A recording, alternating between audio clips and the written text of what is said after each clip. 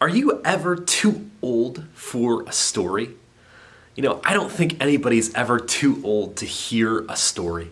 Sometimes we act like, oh, we don't care, we want to hear the simple stuff. But if you've ever gone to a history class, you know that storytelling is one of the best ways to communicate something happening. A good history teacher tells stories about what is going on in the period of time that they're talking about.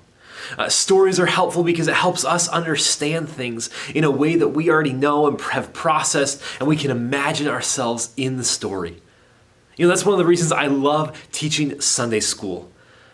I can't tell you the amount of times I've sat down for the week and started to look at the Sunday school lessons for his kids, and I've realized a new truth. I've realized a new fact about the Bible I'd never seen before. Last week I realized that Moses' mom was probably terrified to leave her kid in a basket, and this was a last-ditch effort to save her son.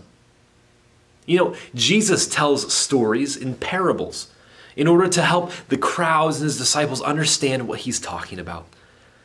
Sometimes one of the best things for us to do is maybe go back and read a parable, go back and read a story, look at it with fresh eyes.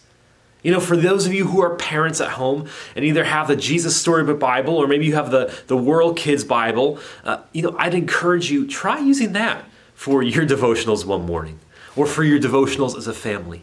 Try reading out of a story and seeing how the Bible lights up. The Bible's not written just as a book of words, as a literature textbook. It has stories that come alive. And when we read them and we understand what's going on in them, we can picture ourselves in people's shoes. We can imagine what it must have been like to be with Jesus when he was walking on the water. We can imagine what it must have been like to be in the Garden of Eden in perfection.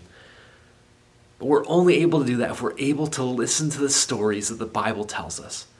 So today, this morning, maybe this afternoon, this evening, whenever you're doing your devotionals, your quiet time, just want to challenge you, grab a kid's Bible. Read the kid's version of the story. Look at the pictures, the illustrations, and see what new truths you find, because it might just open your eyes to something new.